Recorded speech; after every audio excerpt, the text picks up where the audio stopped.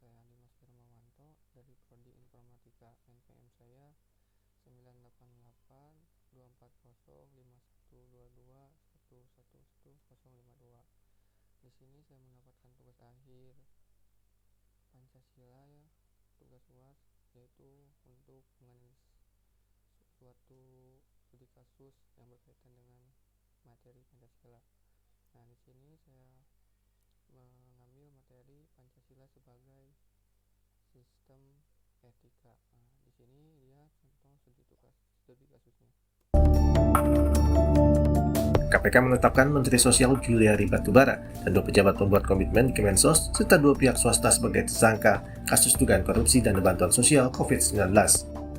Bermula dari pengadaan bansos penanganan COVID-19 berupa paket makanan pokok di Kemensos senilai 5,9 triliun rupiah, KPK mengungkap ada kesepakatan fee untuk sang menteri sebesar Rp10.000 per paket bantuan masyarakat. Nilai uang suap itu ditaksir mencapai 17 miliar rupiah. KPK pun menjelat Juliari dan 4 tersangka lain dengan pasal tentang suap, yakni pasal 12 huruf A dan B, serta pasal 11 Undang-Undang Tipikor. Menurut juru bicara KPK Ali Fikri, KPK masih membuka kemungkinan untuk melakukan penyelidikan terbuka dalam kasus ini, yang nantinya bisa saja berujung dengan penetapan pasal 2 ayat 2 Undang-Undang Tipikor yang ancamannya hukuman mati.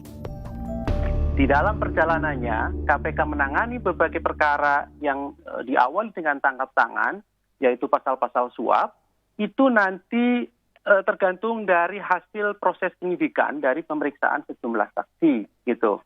Kalau kemudian di dalam perjalanannya itu ada fakta-fakta yang itu berhubungan dengan unsur melawan hukum, kemudian memperkaya diri sendiri atau korporasi, atau kemudian ada potensi kerugian negara, itu pasti diterapkan pasal-pasal yang berhubungan dengan pasal 2 atau pasal 3, yaitu dalam hal ini yang berhubungan dengan pasal kerugian negara. Menurut Direktur Pusat Kajian Anti Korupsi Pukat UGM Oce Madril, langkah KPK menetapkan pasal suap dalam kasus korupsi dana bansos untuk saat ini adalah hal yang tepat. Namun menurut Oce, para penyedia di dalam proyek atau vendor, pasal kerugian negara dengan ancaman hukuman mati bisa diterapkan dan tidak kepada Menteri Sosial. Ya, tentu saja karena konstruksinya adalah ada pemberian hadiah atau janji dari pihak swasta kepada sang menteri, maka ini tentu memenuhi unsur tindak pidana suap yang ada di pasal 12, 11, atau pasal 5 itu. Sehingga untuk sementara menurut saya memang pasal suap adalah pasal yang paling logis untuk dituduhkan kepada pelaku-pelaku ini. Tetapi menurut saya, khusus untuk mereka yang nanti menjadi penyedia di dalam proyek ini, kalau memang terbukti mereka merugikan negara, melaksanakan proyek ini dengan cara merugikan negara yang pada ujungnya merugikan masyarakat, maka justru menurut saya kepada vendor dan kepada penyedia inilah pasal-pasal kerugian negara itu bisa saja diterapkan begitu ya. Untuk sementara untuk si menteri masih pasal suap. Namun, hal berbeda diutarakan oleh pakar hukum tindak pidana pencucian uang Yanti Ganarsi. Yanti menilai ada kerugian negara dalam kasus ini. Nah, kita lihat saja dari 300.000 seharusnya 10.000 untuk menterinya. Nggak mungkin kan ini dapat dari uang vendor. Ini pasti ada kerugian negara. Karena yang 5, sekian triliun itu yang harusnya menjadi hak masyarakat, jumlahnya berapapun pasti berkurang. Hukum haruslah ditegakkan seadil-adilnya tanpa pandang bulu. Hukuman maksimal bagi pelaku korupsi diharapkan bisa menjadi efek jera. Publik pun masih menanti hukuman apa yang pantas diberi bagi mereka yang berani korupsi di tengah kesulitan dan kesusahan rakyat di masa pandemi. Tim Liputan, Kompas TV. Nah, itu dia studi kasusnya. Nah, dari analisis dari video tersebut mengenai kasus korupsi bansos COVID-19 yang menjerat berinisial J dan B memiliki kaitan dengan materi Pancasila sebagai sistem etika. Nah, dengan materi Pancasila sebagai dasar negara Indonesia juga mencakup nilai-nilai etika yang menjanjikan menjadi pijakan bagi tata nilai dan perilaku masyarakat dalam menjalankan kehidupan berbangsa dan bernegara. Nah, di sini ada beberapa kaitan antara analisis tersebut, yaitu dengan Pancasila. Yang pertama yaitu keadilan sosial. Nah, maksudnya dari salah satu prinsip Pancasila adalah keadilan sosial. Nah, bagi seluruh rakyat Indonesia, keadilan sosial bagi seluruh rakyat Indonesia, kasus korupsi bansos COVID-19 mencerminkan ketidakadilan sosial di mana dana yang harusnya digunakan untuk membantu masyarakat yang membutuhkan justru disalahgunakan oleh oknum yang tidak bertanggung jawab. Nah, lalu yang kedua ada integritas dan moralitas. Nah, itu sangat penting.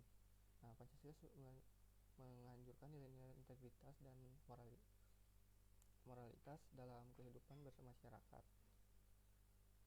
Kasus korupsi bansos COVID menunjukkan adanya pelanggaran integritas dan moralitas dalam menyalurkan bantuan sosial atau pemalsuan data, pemotongan dana dan penyalahgunaan dana bantuan merupakan tindakan yang bertegangan dengan nilai-nilai integritas dan moralitas yang diujung tinggi dalam Pancasila. Lalu yang ketiga ada akuntabilitas transparansi.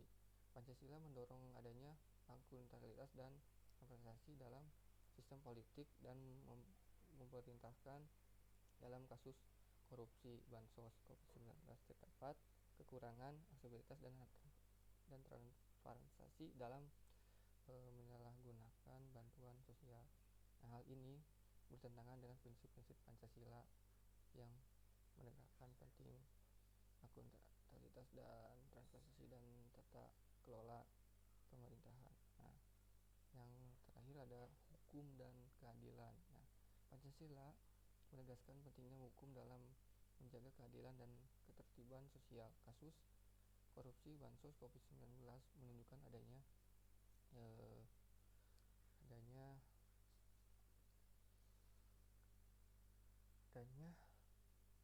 pelanggaran terhadap hukum yang berlaku di mana oknum yang terlibat melakukan tindakan korupsi melalui pengakuan hukum yang adil dan tegas. Nilai-nilai keadilan dalam Pancasila dapat digunakan. Nah, dengan pendapat saya, demikian pendapat saya, yaitu analisis kasus korupsi bansos COVID-19 tersebut dapat dilihat dalam kaitannya dengan materi Pancasila sebagai sistem etika itu sendiri. Nah, kasus ini menyoroti perlunya implementasi nilai-nilai etika Pancasila dalam tata nilai dan perilaku masyarakat serta menegakkan hukum yang adil dan transparan untuk menjaga keadilan sosial dan integritas dan penyaluran bantuan sosial. Mungkin sekian penjelasan dari saya. Mohon maaf kalau ada kosakata yang salah, mohon dimaklumi, sedang dalam pembelajaran. Sekian dan terima kasih.